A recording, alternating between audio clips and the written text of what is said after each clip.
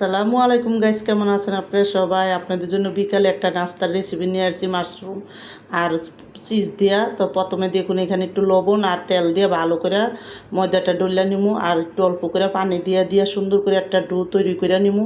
আর যখন ডোটা তৈরি হয়ে যাবে, উপরেতে একটু হালকা তেল দিয়ে তারপরে কিন্তু ডোটা আমি একটা জায়গায় মধ্যে রাইখা দেবো।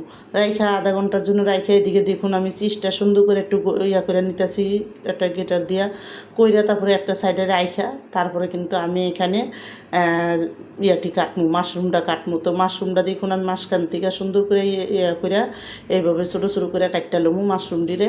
তো সবটি মাশরুম এইভাবে করে কাটমু আমি, কাটটা তারপরে কিন্তু আপনাদের দেখাইতেছি। তো মাশরুমটা কাটা হইলে এখানে 2টা সসেস দিয়ে দিলাম। তো সসেসটিও আমি সুন্দর করে লম্বা লম্বা করে কাটটা মাঝখান দিয়ে একটা পাল্লা দিয়ে দিব। তো পাল্লা দিয়া তারপরে কিন্তু আমি সুন্দর করে কাটটালামু। তো দেখুন মাশরুম দিয়ে সুন্দর করে কাটা হয়ে গেলে তারপরে কিন্তু আমি এখানে সব কিছু কাটা হয়ে গেল আমার। হয়ে গেলে এখন আমি চুলায় তেল দিছি, তেল দিয়ে মাশরুম দিয়ে আর সসেসটা একসাথে আমি সব দিয়ে দিলাম।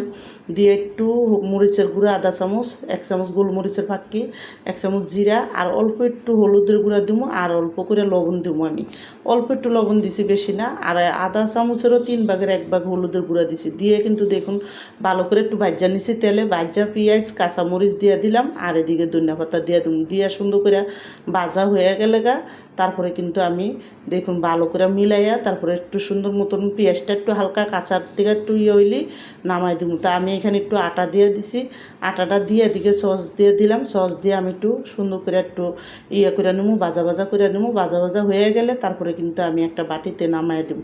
তো দেখুন এদিকে আমার পুরটা রান্না হয়ে গেছে। হওয়ার পরে আমি ঠান্ডা হওয়ার পরে এদিকে দেখুন চিজটি দিয়ে ভালো করে পুরটা মিলাই নিছি। তো মিলাইয়া এখানে আমি দেখুন একটা ছোটো বাটি নিছি, ওটার ভিতরে তেল দিয়া তারপর একটু ময়দা দিয়া ভালো করে আমি একটা তৈরি করে নিছি। কইরা ওই দিকে বড় বড় করে 2টা রুটি তৈরি করবো। কইরা তারপরে উপরে তেল দিয়া ময়দা দিয়া তারপর এরকম। তো আমার এই বিকালের নাস্তার রেসিপিটা যাদের পছন্দ তারা লাইক সাবস্ক্রাইব দিন, প্লিজ আমার ভিডিওটা আপনি বেশি বেশি শেয়ার করে দিন আর সাবস্ক্রাইব করে দিন। আর এইভাবে একবার হলো নাস্তা বানিয়ে খেয়ে দেখুন, অনেকই মজা লাগে। তো আমি দেখুন এদিকে সুন্দর করে কিন্তু পুরটা ঢুকায় তারপরে কিন্তু আমি নাস্তাটা বানায় নিব। আর ফ্রাই প্যানের ভিতরে তেল দিয়ে দিছি, তেলটা গরম হইলে তারপরে কিন্তু আমি এদিকে পুরটি দিয়ে দিব। তো আমি এইভাবে করে সবটি পুর বিয়াটা বানাই নিব, নাস্তাটা বানাইয়া ভালো করে তারপরে ভাজা করে উঠাই নিব। তো দেখুন এদিকে আমার এক খোলা হয়ে গেছে, তো আরেক খোলা আমি দিয়ে দিব। দিয়ে কিন্তু ওইটাও আমি ভাজা করে নিব। তো দেখুন ভালো করে যখন দেওয়া হয়ে গেছে, একটা পিঠ লাল হইলে তারপরে উঠাই দিব। তো ওই পিঠটা যখন লাল হয়ে গেছে, এই পিঠটা হইলে আমি উল্টাইয়া তারপরে কিন্তু ভালো করে একটু মশমশা করে ভাজা নিব। আর এই নাস্তাটা খাইতে অনেক মজা, একবার হইলেও বানায় খেয়ে দেখেন, অনেকই মজা লাগে। তো দেখুন আমার এদিকে নাস্তাটি বানানো শেষ, আমি রেখে দিলাম।